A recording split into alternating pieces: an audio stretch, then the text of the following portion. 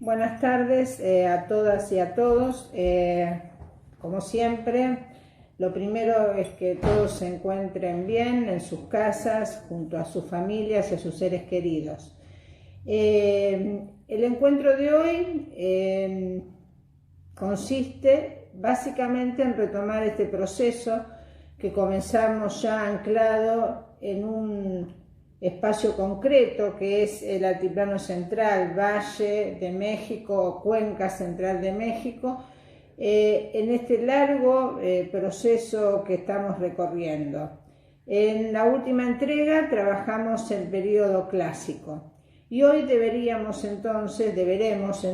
dar cuenta de cómo explicar el abandono de los centros que caracterizaron el clásico y puntualmente el que nos ocupa en este recorte geográfico, que es Teotihuacán. Para ubicarnos, nosotros señalamos varias etapas y hoy entonces vamos a trabajar la caída del clásico a partir de un proceso que se inicia desde el 650 después de Cristo en adelante, y cuáles serían las características de este momento como periodo intermedio que caracterizan López Austin y López Luján que denominan, y vamos a ver cuáles son las características, que es el epiclásico, que abarcaría desde el 650 después de Cristo, concretamente para el área que nos ocupa. En otras regiones empieza tardíamente, para muchos recién a partir del 800 después de Cristo podemos hablar del epiclásico, hasta este momento donde el auge de Tula en el Valle de México hacia el 900 nos permite hablar ya del posclásico en todo su esplendor. Un señalamiento: para otras lecturas el epiclásico coincide con el posclásico temprano, ¿sí? Para nosotros el posclásico como tal comienza con la hegemonía tolteca. De eso voy a hablar recién la clase que ustedes verán colgada el jueves. Entonces, hablar de la caída del clásico implica un gran desafío, porque podemos tener varias miradas, varios enfoques para pensar cómo el colapso del clásico puede ser explicado por lo menos en tres niveles diferentes. A nivel micro, para un sitio determinado. A nivel regional, para un sitio y su área de influencia, que es un poco lo que a nosotros nos ocupa, Teotihuacán y todo el Valle de México. Pero también hay una tendencia que se gestó a lo largo de mucha producción historiográfica, que es explicar la caída del clásico para todo el área. En ese sentido, y para tomar el nivel analítico que nos ocupa, que es el de Teotihuacán y su área de influencia, podríamos decir que entre el 650 hasta el 750 después de Cristo, en el Valle de México se comienza a dar una serie de transformaciones que son tal vez las más significativas para toda la historia del México prehispánico, que es el fin de esa etapa que, como dijimos, no solamente dio sentido a toda la nomenclatura de la periodización, sino por todo lo que implica el clásico en sí mismo. Entonces, a partir de 650 después de Cristo comienza este proceso que en principio debemos considerar como aquel que explica cómo Teotihuacán pierde la primacía política y económica que había logrado en la región como único centro rector y que había logrado mantener por lo menos por 5 largos siglos. Esto es también un tema de discusión. No todos acuerdan que recién para la última fase teotihuacana, esto que muchos arqueólogos llamaron la fase Metepec, del 650 al 750 después de Cristo, es el momento del comienzo del deterioro y la desintegración. Manzanilla, en los últimos trabajos, sostiene que Esto es un proceso previo que se da en la fase Solalpan, esta que va del 450 al 650 después de Cristo, la previa a Metepec. Y esto es muy discutido porque también es la fase de mayor esplendor. Pero esto lo quiero plantear porque nuevamente sostenemos esta idea de que todas las temáticas que vamos abordando configuran problemas donde hay acuerdos y, por supuesto, disidencias. Teotihuacán entonces comienza a perder primacía, concretamente en el siglo VII, pero a pesar de que es un proceso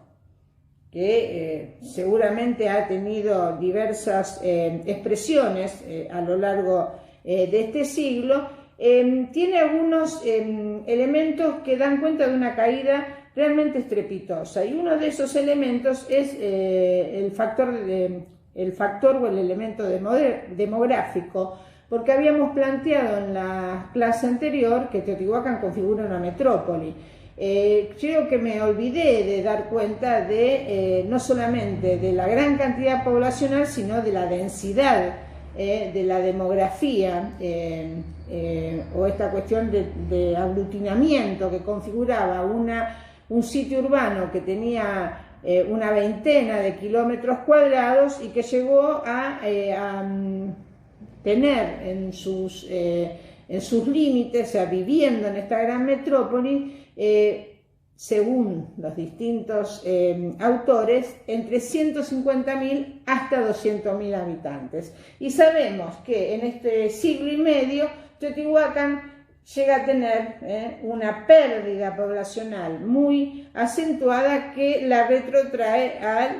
casi al patrón aldeano, ¿no? Quedan unos pocos miles, unas decenas de miles viviendo en Teotihuacán. Hay un montón de expresiones materiales de esta crisis en este centro que están materializadas en cómo se destruyen y en forma ritual. Hay una destrucción ritual de los edificios más emblemáticos de la zona nuclear teotihuacana. Y por supuesto, esto también está evidenciado en cómo se diluye este centro, que no solamente fue en principio un centro de peregrinación y ceremonial, sino este centro que convocaba a todas las redes de mercaderes de la región. La influencia que para muchos comercialmente y también para otros militarmente, algo que nosotros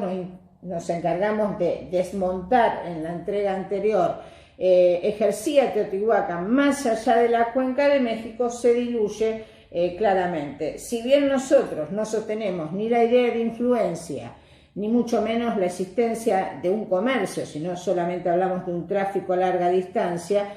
esto no está sostenido por expansión ni conquista militar alguna, lo hemos explicado en la entrega anterior. Lo cierto es que para hablar de la caída del clásico de modo general y hacer alusión al caso teotihuacano, hay que tener en cuenta una serie de variables o de factores. Siempre decimos, no sostenemos nunca una única mirada, una línea unívoca explicativa para poder dar cuenta de los problemas que vamos trabajando. En ese sentido, la caída del clásico ha dado lugar en todos los años que este problema fue abordado y que sigue siéndolo también, a la formulación de diferentes hipótesis. Una de ellas es aquella que en algún momento tuvo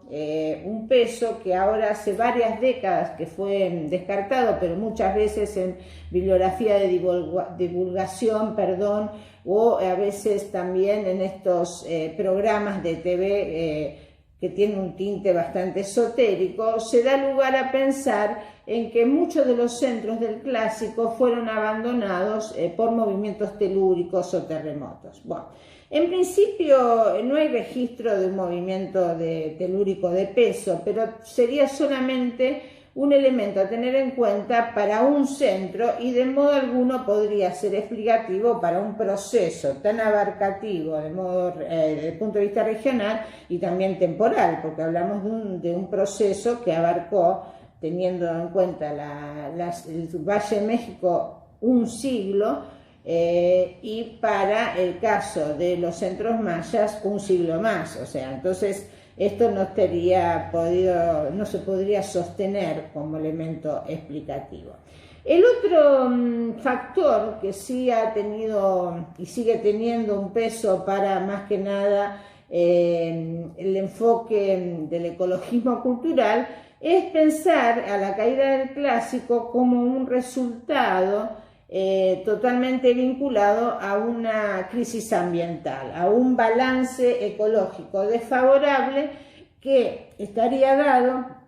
por que la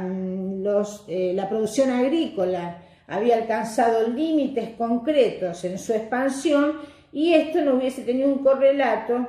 con el crecimiento casi desmedido de algunos centros, como por ejemplo para el caso teotihuacano. Este factor, que sería el desbalance de la producción con relación al crecimiento de la población, tiene todavía hoy un peso explicativo, no como único, para los centros mayas, pero para el caso teotihuacano no podríamos seguir sosteniéndolo porque en la fase Xolalpam Teotihuacán alcanza su mayor expansión, tanto en kilómetros cuadrados como en población. Entonces, ahí no habría tampoco problemas referidos a este tema.